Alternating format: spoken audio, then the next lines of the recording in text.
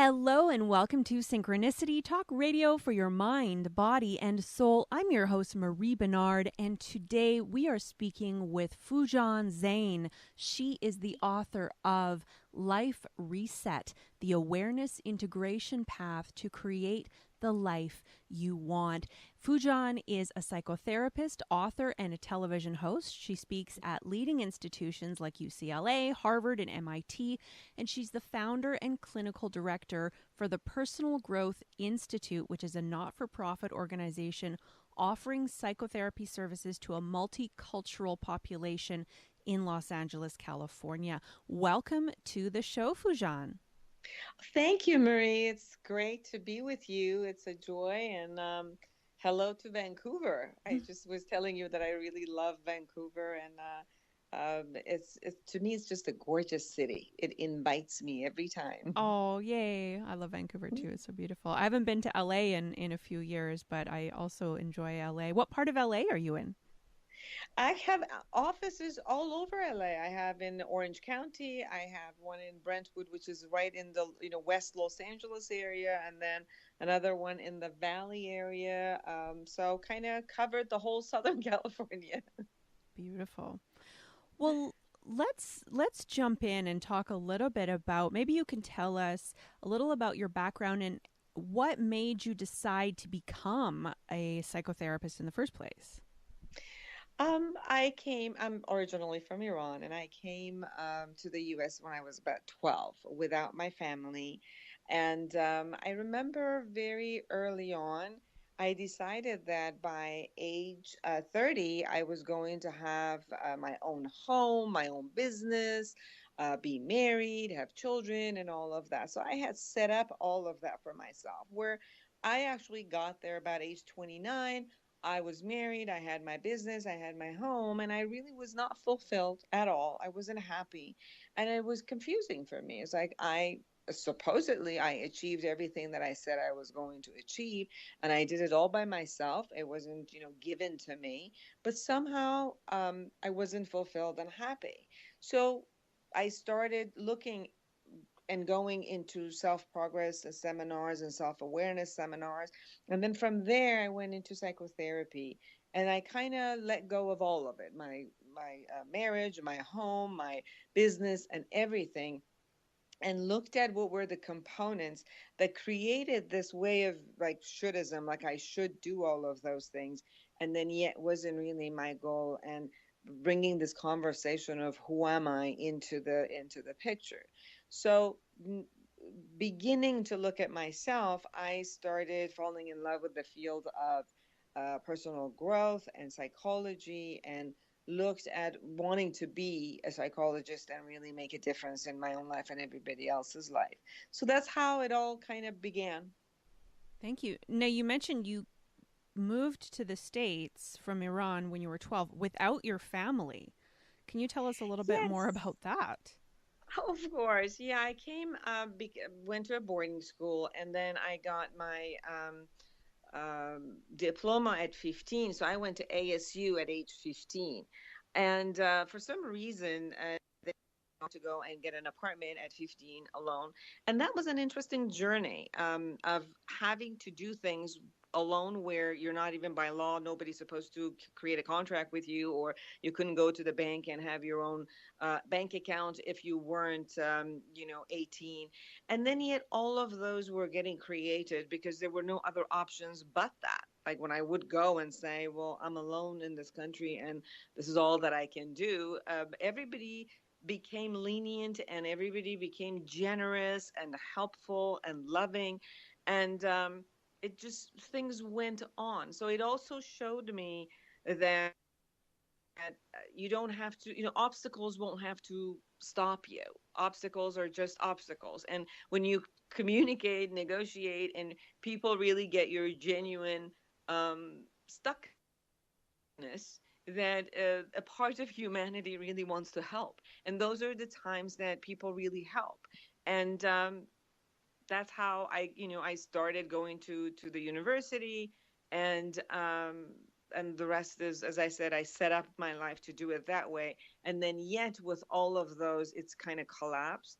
And then having the notion of looking at what is it that collapses us? How come, with all best interest and everybody helping, there's a part of us that comes and sabotages? Is it that I don't have the skills? Is it that I don't know how to gain the skills? Is it that, a part of me doesn't think that I deserve it? Every one of us has some component that life just doesn't go that easy. It takes us up and brings us down. And that was what created my curiosity and interest to figure it all out. Beautiful. It's interesting, Fujan, because I was living on my own at 15 and I found it really challenging as well. But I don't think I was as honest as you when it came to things. Like, I would just lie about my age. I think I had to give him the documents. I don't know if I wanted to lie, and if I could even lie because I had to do the contract. That's funny. Yeah. I didn't like But it is lying, but I felt like maybe if I had just been honest, my circumstances would have been different, or my Yeah, experience would have been different. yeah. I think part of it also had to do because I was a foreigner, and being a foreigner, I think that I was afraid of what would happen to me. And it's funny, Marie. A lot of times I've said that, oh, I don't trust people and I shouldn't trust people, and I've hadn't had I was alone, and then sometimes I look back and I'm like, well, I had to really create a blank trust, and the world came through. And I'm not saying that people haven't betrayed me and people haven't stole from me. We've all had our own version of people who come to our life and we betray and they betray us. But overall, it seems like people really want to love you and help you if they get that genuine, the truth. Like if they feel safe with you, they usually also are safe. I'm curious if you think that did that come from some of your upbringing, or was that something that you had to learn on your own? I think that you're right, that I was also blessed to have a mother and a godmother who were very, very loving and had that type of worldview of, love is around. And this is how, if you're loving with people, that most probably they will give you love back. And so that I was born into that message. And in some level, I continued it and maybe kind of fulfilled it consistently. But I could also say that, out of 100 people that I've given love, maybe 20% came back and abused it one way or another. But still, I think the higher percentage have either received it or given back and not abused it. Thank you. Well, we are speaking right now with FOOJAN ZEINE. Am I saying it right? Yes. FOOJAN ZEINE, and she is the author of Life Reset, the awareness integration path to create the life you want. Now, awareness integration is the type of therapy that you offer, correct? Yes, I created a psychology model, which can be used as a therapy model or a coaching model, or even the life reset is the self aware, kind of like you could do it yourself, self study of it. Um, I created this model, Marie, out of 25 years of doing coaching and self development and therapy, learning to deep and learning to do really like childhood trauma, construction of personality, and yet through brief work of how to create goals and plans and all of that. And each part of the therapy models that I saw had a lot of strengths, and some of them had some shortcomings. So learning most of these great theories that were out there, I kind of came up with whatever it was to clients when I used the different theory strengths together, and each one of them took care of a vulnerability that the other one had. So, for example, if there was the way that our thinking is that cognitive behavioral brings, and our thinking creates some of the obstacles or strains and all of that. So I would take that, and then bringing our emotions into it which other theories brings it, and significance that our emotions has as a signal that tells us what to do and what not to do, tells us when we're in danger, how to manage our emotions, how to contain it, how to even use it as an information gathering concept. And then looking at behaviors, a lot of the behaviors look at how each one of, regardless of our thoughts that are internal, by the time it gets to our behavior, it creates impact in our life and other people's lives. So some of the skills we have to learn on a behavioral level, like how to communicate with our body, how to communicate with other people, and what to do with our life, how to set goals and action plans. And also our bodies. Most of us, one way or another, have been traumatized. Some big traumas and abuses, some little traumas, and maybe neglect, or somebody wasn't there for us when we thought they were. And our body holds a lot of information, and when it doesn't release it, then we compartmentalize, and those compartmentalizations that we create and coping mechanisms that we create then kind of come back and sabotage us if we haven't really cleared them. I took all four axes: our thoughts, our emotions, our behaviors, and bodies, and the way that it impacts our life, and created a model that kind of like a laser. It goes in, you create awareness about every area of your life. You distinguish between your thoughts, emotions, and your body and your behavior and impact. And if you find yourself being overly charged with an emotion that, there's trauma in it, then we go and clean up the trauma and set new values and new thought patterns and emotions and behaviors, in create goals and action plans so that you can create a fulfilling life for yourself. And you know we've done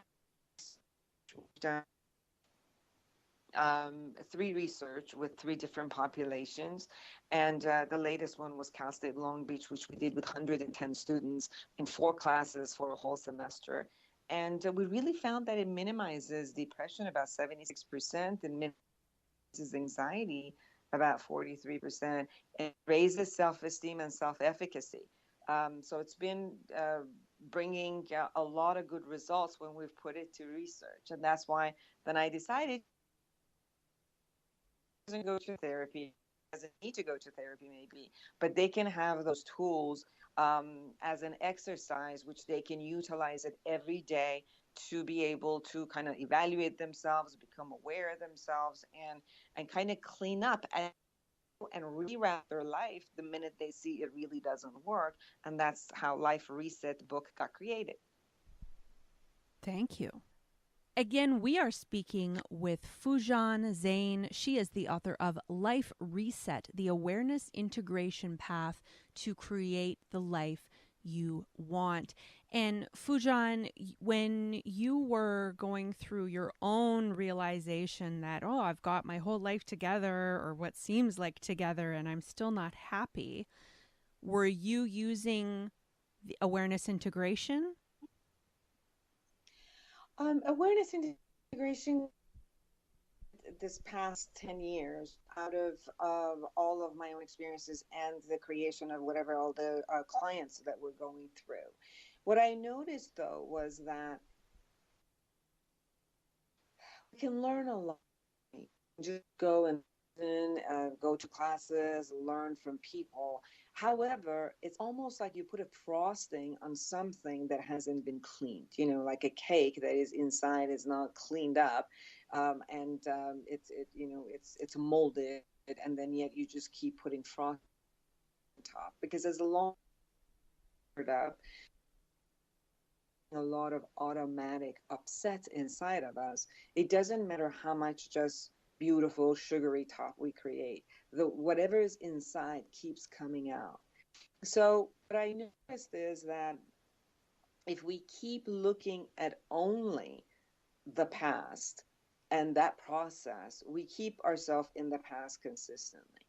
But if we only look at the future and keep ignoring what has happened, the messages we got, the experiences we have, the perceptions we created, and all that was in the past that it upset us, or even if it didn't upset us, that they were messages that were limiting, or they were experiences that created a lot of blocks. So, for example, if I came about and said, all the messages that I had about who I was. And I thought that I wasn't good enough. I thought that, I needed everybody to approve of me, and that's the only way that I would be okay. If I thought that, money wasn't that great, and anybody who had money was not a good person. These are messages that I received from the external world, and I kept it, or I came up with it as I was living. So if no matter how many businesses I created, no matter what I did, underneath it, these things were just kind of like, ready to constantly be brewing. So I so many years of being a therapist that just positive thought, positive thought doesn't make it. It's not that it's not that it's not good. It's just that it's not enough. It takes a lot of energy telling us all the positive thoughts while the negativity inside is constantly coming at us. And it sucks our energy. And ultimately, if you don't deal with it, it sabotages you. And that's, for example, how it sabotaged me while I had a great business, but my inner happiness just wasn't there. And the inner happiness was because of all these voices inside, all of the things that were inside that I hadn't taken care of.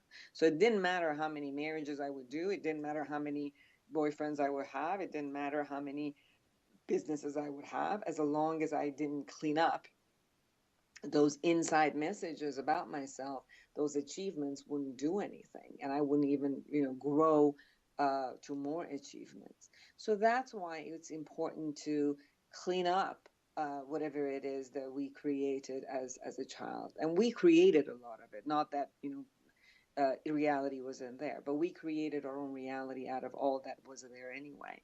So to go back and own, all of these type of perceptions and ideas that I picked up, such as, for example, if my mother wasn't there for me, I made it mean like she doesn't care for me. I wasn't loved. She just wanted to send me out to another country because she couldn't handle it. Those were my stories that I created and lived for such a long time. And I had to own those, that regardless of my mother's behavior and who she was, I also created a lot of stories about it, and I'm the one who lived with it. And cleaning those really, really helped. I was sexually abused from age 3 to 8. There was a lot of trauma around that. And as long as I couldn't help and clear those meanings that I created over the traumas that I had being sexually abused, I couldn't go into a relationship and really be happy, regardless of if even the best men and caring men who would come to my life, I wouldn't be able to be with them from a caring place because of all the hurt that I was holding.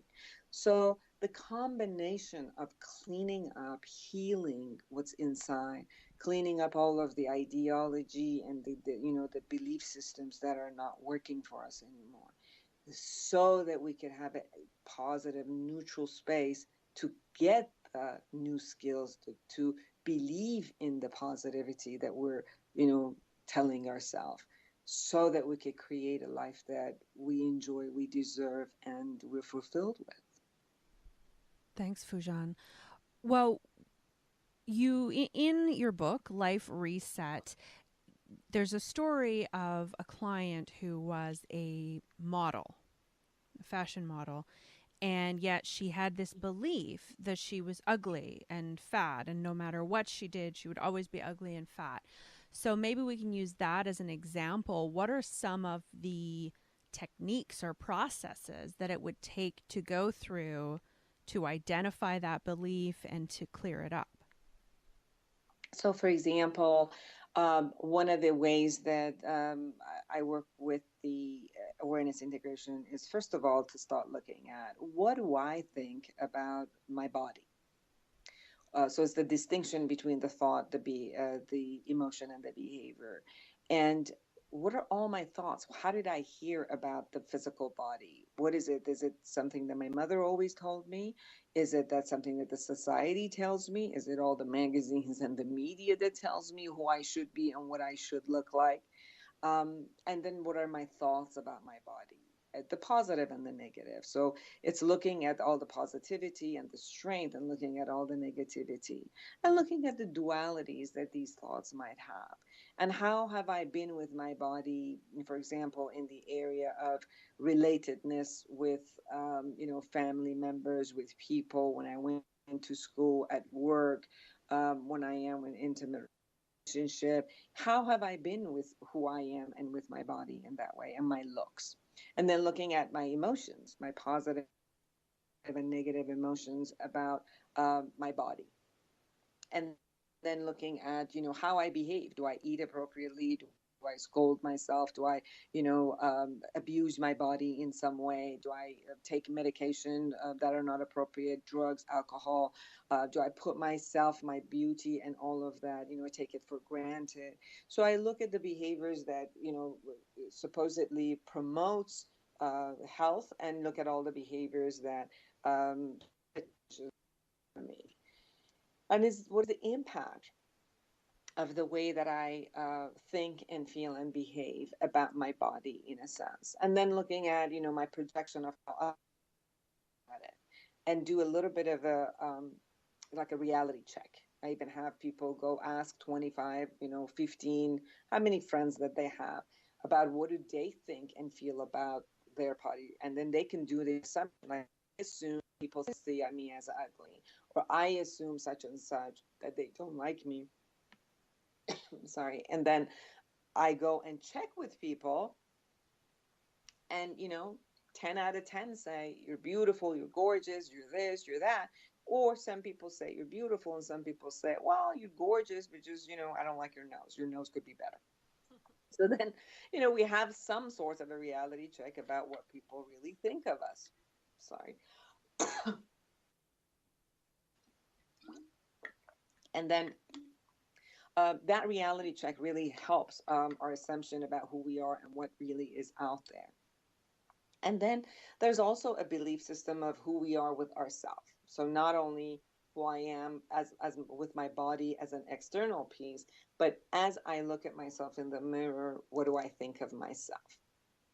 How do I feel? What do I do? Do I scold myself or not? And then looking at the belief system of such an, like, I'm ugly. And then we'll go through a physical body and memory process, which I ask you, if when you say I'm ugly, what do you feel about yourself? And then, I might say, like, I feel shame. And then I'll ask, where's the shame in your body? And you're like, well, it's in my heart.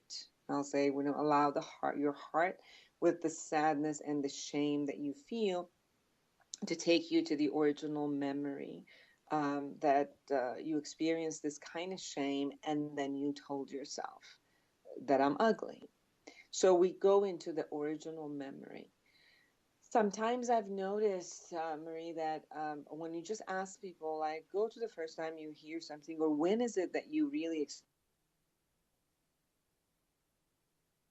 cognitive filing cabinet, and they find something that they think and they assume that that's the case, but may not be the original memory, that they actually created that type of a belief system.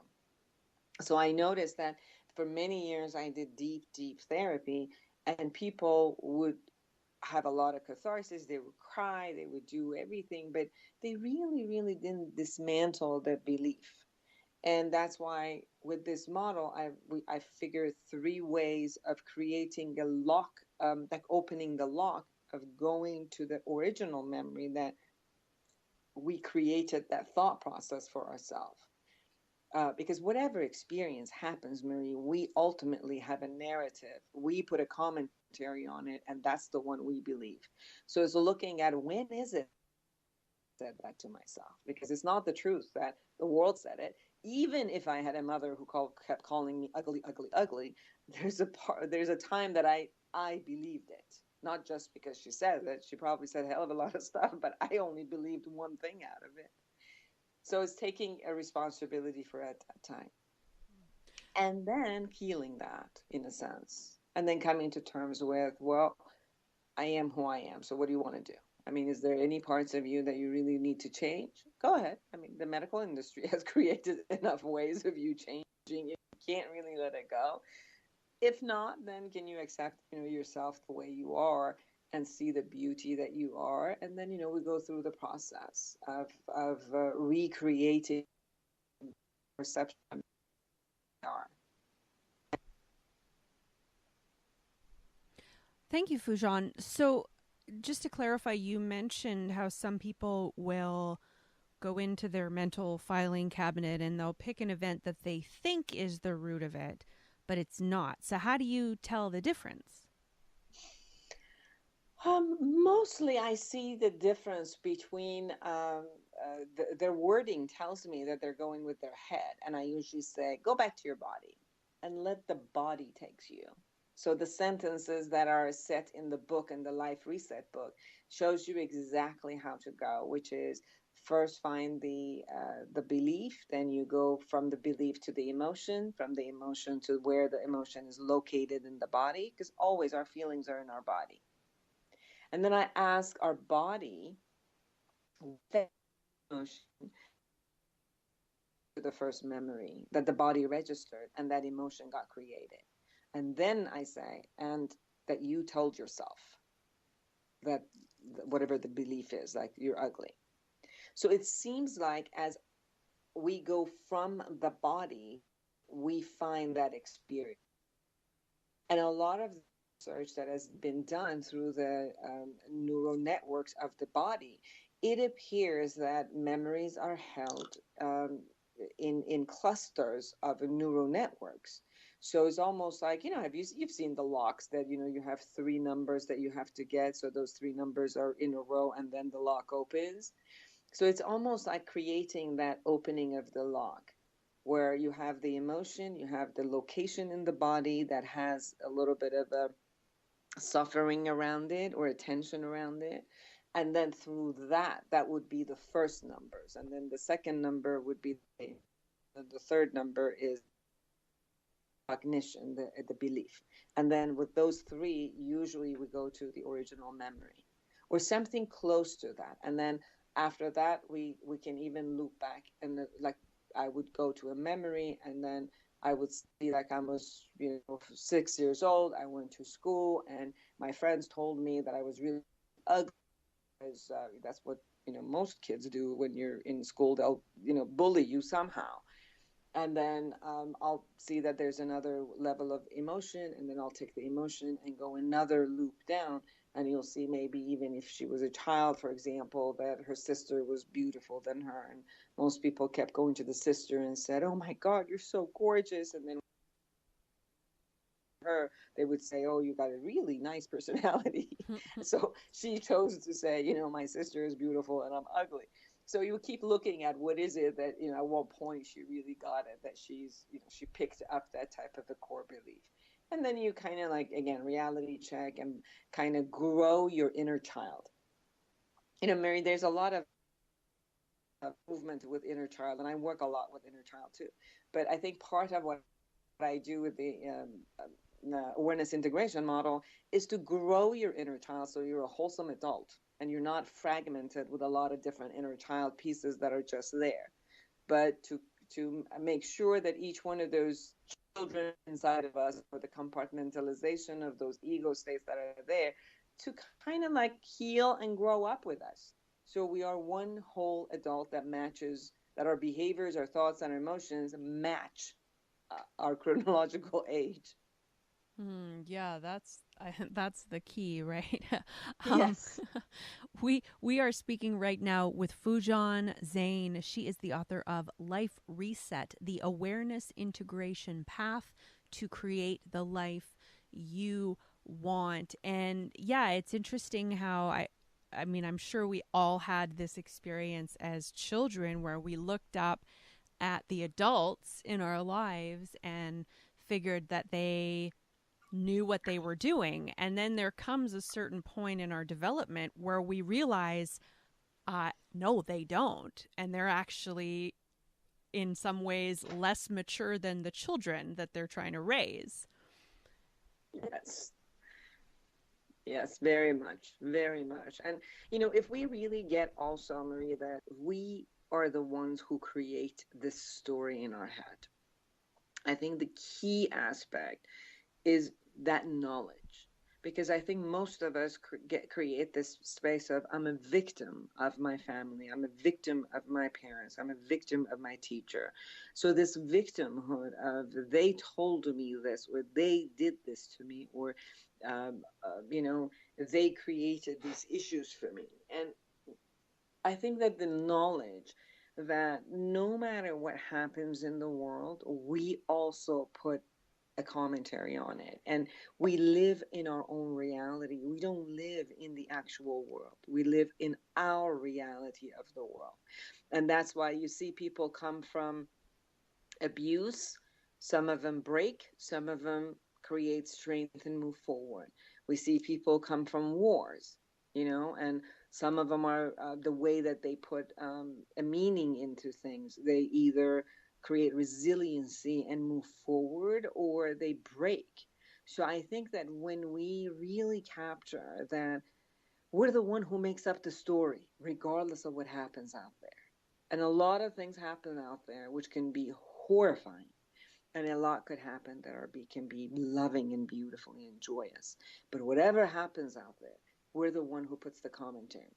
I've met with people who are lived in, they were born into wealth and beauty and everything, and by the time they're 30, nothing ever has happened to them, and by the time they're 30, a minor incident breaks them because they've never had a resiliency throughout the childhood. A minor concept of something that goes wrong and that becomes inconvenient, they break. Their ego structure breaks completely, Marie, because they didn't have the resilience of the way they made it up to be. That reminds me And of.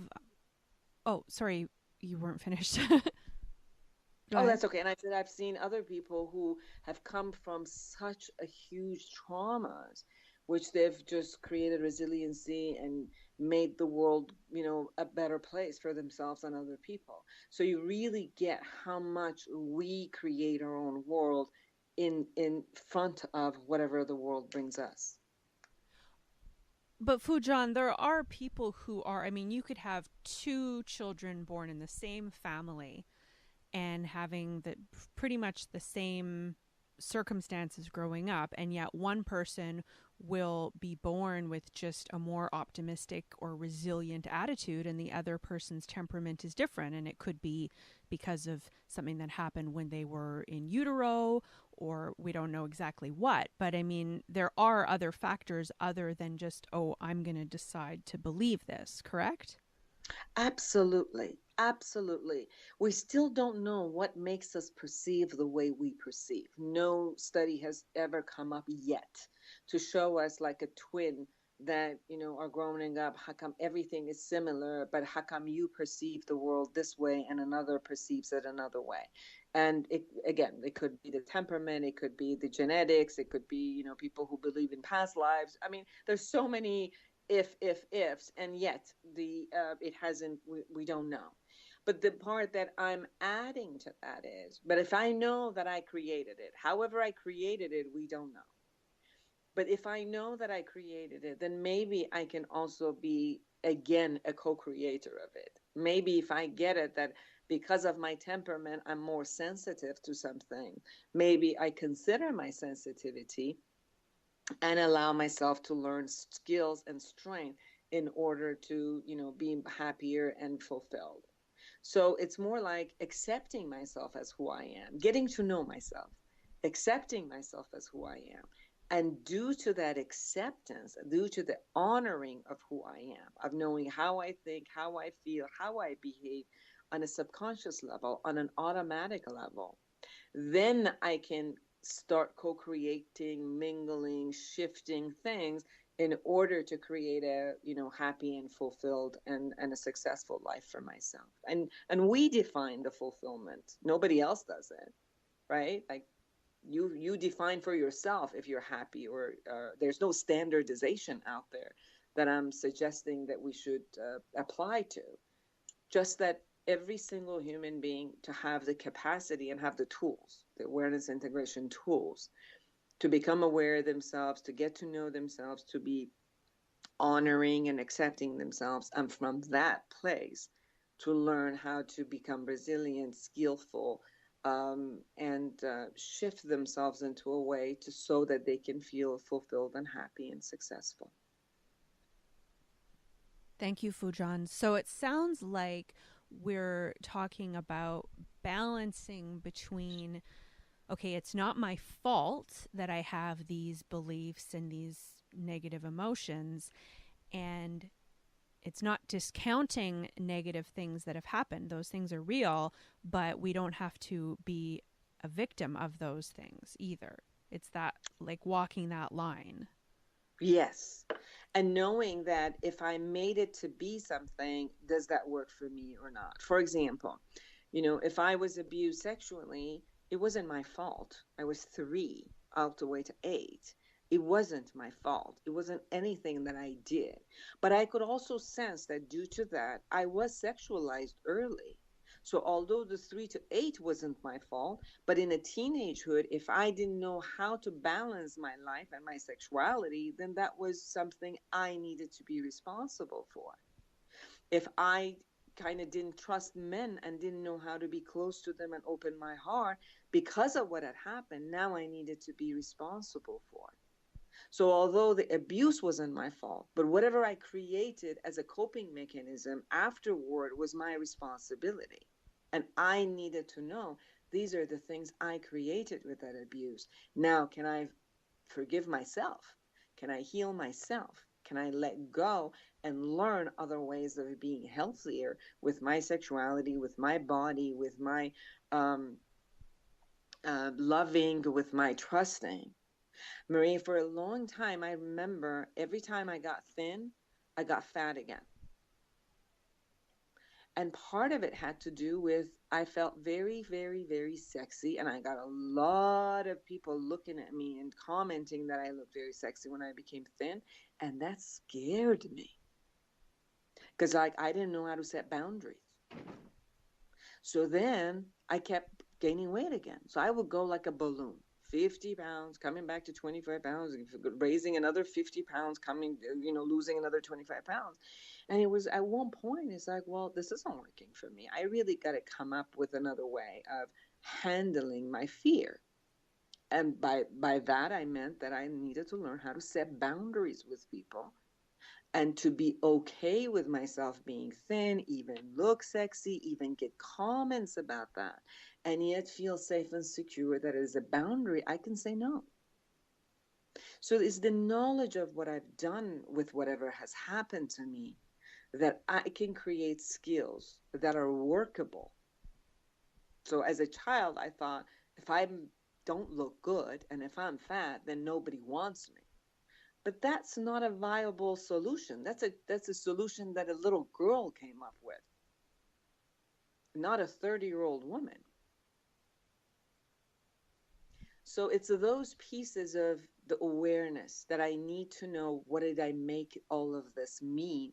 How am I making that apply in my life? And the results I'm creating, and the results that I don't like. Because some of these things we become resilient and really create strength. So that's the distinction of which ones I should keep because they're really working for me, which ones I shouldn't keep and shift them because they're no longer working for me. So I'm curious. Well, before I jump into the next question, we are speaking with FOOJAN ZEINE. She is the author of Life Reset, the Awareness Integration Path to Create the Life You Want. And I'm wondering, between the time when you started working on these issues from the history of sexual abuse, how long did it take you to feel like you could be yourself and you did have boundaries and you were safe in the world and could be intimate with people and be safe at the same time. I think that growth and healing happens in systematic. So I think that the first time was when I was in the marriage and I wanted to come out and get a divorce. That was the first time that I actually got it, that the way that I was in my marriage had a lot to do with the decision makings that I had made about men and about sexuality. That was the first time I even looked at that. So it was the first time I went through some of the trauma. Then, for example, when I was working with hypnosis, I went through the next level of trauma. And systematically, I got it that when something happens to us in a very early age, Marie, and we make a decision about ourselves as a very early age, then we continue that decision, the core belief that we've created for ourselves. And for example, we go to school. Something happens in school because I believe that I shouldn't trust people, or I believe that I'm not good enough, or I'm holding shame. In school, I create another level of experience, which might be negative, and I add to that piece. And then I, grow up, and I'm in teenage years, and then with my best friend, something happens, and the same person who says I'm not good enough and I'm vulnerable goes in and creates this now another set of belief systems in my friendships.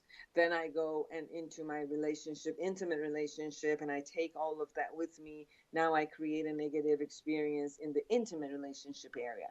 Then I grow up and go to work, and some man in work does, and my boss does something, and now I create all of this thing in the work environment. Then I have a child I created in the child environment. So you can see that one core belief from inside, it kind of gets woven into the fabric of our life in every area of our relationship. So it was interesting that part of why I created awareness integration model, so we could create the awareness in every single domain and area of our life, is because as a grown up, when I want to go back and clean up, there is not one path of going and cleaning it up and coming back. It's almost like a spider web where you can go from each one of those areas and see how that belief has coordinated a whole web inside an area. So it's like cleaning up one area at a time to see how setting boundary, for example, if I didn't know how to set boundary and I was used to people just crossing my boundary, it happened in my relationships with friends. It happened in my relationships at work with my bosses. It happened in my relationships when I had a business with my customers or clients. It happened in, family members, in relationships. Just one aspect of crossing boundary, it was woven in the fabric of my being. So it's a constant work that I would clean up all of that. The tool of the 12 questions and the cleaning up process, it's the whole awareness integration is a 6 phase that has come through my work for myself and my clients, and now it's being given as a tool where you can take these 6 phases and do the exercises in all areas of your life. And that's how the book is set up. In 10 chapters, it tells you, now let's look at who you are in your relationship with people, acquaintances, friendships, or siblings, or parents, and your mother and father, or your intimate relationships, or your career, money, sexuality, death, God, in a relationship with your body, with yourself. So you kind of go over these phases in every area of your life. Why? Because these really essence of your core belief has been woven everywhere. So it's good for us to look at it, to look at where the strands are, and to clean it up, completely clean them up from all over, and learn how to create skills that can be utilized appropriately in each one of these domains of life. So now I need to learn a skill in how to set boundaries with my clients, with my family members, with my work. And these boundaries might be different. So I have to relearn all of those skills because I didn't get them as a child.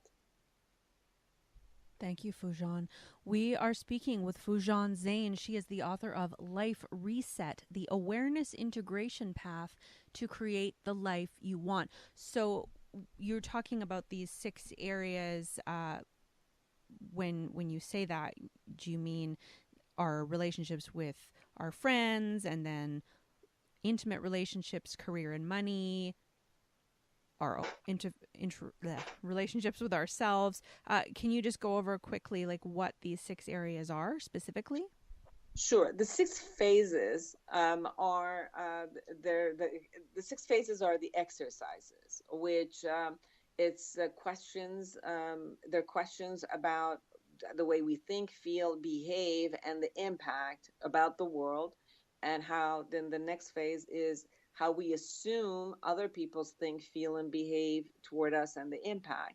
And the third phase is how do we think, feel, behave, and the impact toward ourselves. And then the fourth phase is if I find a core belief, then I go with the model of the body and clean it up. And then the fifth phase is to create new ways of being, new ways of value systems, and creation of like a mission statement and a vision of who do I want to be, setting up goals, setting up action plans. And the phase six is creation of an external feedback loop from people, from collages, from music, from symbols to keep reminding us of who do we choose to be versus the automatic person that we used to be.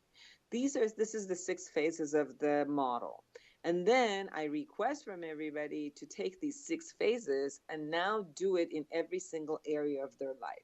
Now, the book is set up so that it'll take you, each chapter takes you to relevant areas, such as you take the same 6 phases and go into the area of people you don't know or acquaintances, family members, friends, best friends, and then it'll take you to work, career, job, money, wealth, and then I'll take you into like siblings and in-laws and all of those group, and then I'll take you to romantic relationships, past romantic relationships, current marriages, children, um, and then I'll take you to the core mother, your relationship with mother, your relationship with father, and your relationship with the relationship that you have with your father. Then your relationship with yourself. It could be your body, it could be illnesses, it could be your spirituality, all of those, addictions, and then your relationship with universe and the nature and God, spirituality as much as you know and whatever you believe in, and then your relationship with death. So you take the 6 phases in this book and you explore all of it into your different relationships to the world, and then you become aware, you clean up whatever it is, and then you create a new way of being where it's more conscious and intentional. Thank you, FOOJAN. I'm curious, you mentioned earlier in the interview that you did a study with students Mm-hmm. working through this program. So were they working with the book, or did they have support from a therapist? What did that look like? The first study that we did was done through actual therapy. So we did therapy with the group, and that study showed us 76% minimizing depression, 63% minimizing anxiety, raising self esteem, 43%, and self efficacy. The second one we did it as a workshop, a 6 hour workshop with the people who were divorced. And even the 6 hour workshop created about 27 to 30% minimizing of depression and anxiety and raised their self esteem and self efficacy. Cal-State Long Beach took on self study the same way as the book. So we took the components, the areas of the book that were relevant to them, such as school, body image, romantic relationship, addiction, the relationship with self, and all of those. We took about 7 areas. and we gave them the courses, exactly the 6 phases for them to go through all of that. And 4 classes, 110 students in Cal State Long Beach have done it for 1 semester. So they took the modules at the beginning of their course. They did pre-test. They took it in, and every week they were supposed to give their assignments back to their teachers. And by the end of their class, they completed all the assignments and the phases and all of those areas. They did the post-test, and that is being published. The numbers on those were also very significant, of 43% minimizing depression and anxiety and raising self-esteem and self-efficacy. So we've done it in a self-study, we've done it in psychotherapy model and workshop. Obviously, psychotherapy model creates higher value because it's individual, it's geared toward a person, it's with a therapist. The self model has created a significant amount, and even small workshops have created it. So it's been really helpful to do all of these research, and we're still looking to do more research with different demographics. Thanks, FOOJAN. So I'm curious if someone is, again, we're speaking with FOOJAN ZEINE. She is the author of Life Reset, the Awareness Integration Path to Create the Life You Want. So let's say someone is reading your book, going through the phases and doing the work. At what point do they know, hey, maybe I need some more help with this? And if they do, how do they find a therapist who can help them with this? I think that if they find that in the awareness piece, that sometimes we need a good mirror, that maybe we're in denial. And, if they're just coming up with very, very short answer and bypassing to get really deeper into the questions, then maybe they need a mirror inside of them, outside of them, to show them their duality, to, as they're expressing, that, have them talk and talk more and more and more. So those people might need to seek coaches and therapists. Also, people who go and been traumatized as a child, and as they go and they can go back to the memories, that it's very difficult for them to go through this path by themselves, and they might be, compartmentalizing themselves or re-traumatizing themselves. And those people, I really suggest for them to seek therapy also. They can obviously find me at FOOJAN.com, FOOJAN.com. And there are therapists who I have trained to this model who are in Los Angeles. But we also see we do counseling and coaching all over the world via Skype and, so different kind of media. So that's also available to be able to do that for them. I've done this work with Australia, London, Canada, and Japan, and over Skype, and it's really worked. And sometimes if it was the trauma was a lot, that I worked with the psychotherapist who was, with them at their location, wherever it was, that they would handle their own psychotherapy, and then we would do this as an adjunct to what they were doing. Thank you very much. Well, we're just about out of time here for Synchronicity, so I'm wondering what you'd like to leave listeners with today. I think that every single human being deserves to be happy and fulfilled. We only have one life that at least we remember and we're conscious of. And I think that is our responsibility and accountability to make the best out of it. And if we have the tools to make it, it'll be amazing that, we take on that responsibility. We're the only species on the face of the earth that can have the ability to be aware of ourselves in many layers. And we're not necessarily taught that as we grow up in school or our parents. So this tool gives them the awareness of who they are, and they can reset their button, and they reset their life, they reset their businesses, reset their relationships whenever that people see that doesn't work. And to me, we deserve to have these types of tools so we can be happy. Thank you so much. We have been speaking with FOOJAN ZEINE. You can find her at FOOJAN.com, FOOJAN.com. FOOJAN.com. The name of the book is Life Reset, the Awareness Integration Path to Create the Life You Want. Thank you so much for your time. Thank you, Marie. Thank you for the opportunity. Thank you for your listeners listening with their heart. And I hope that, even if they got one thing out of it, which they can utilize the next day, I'd be happy. Beautiful. Thank you so much. And thank you for listening. I want to send you lots of love. Be well. Namaste.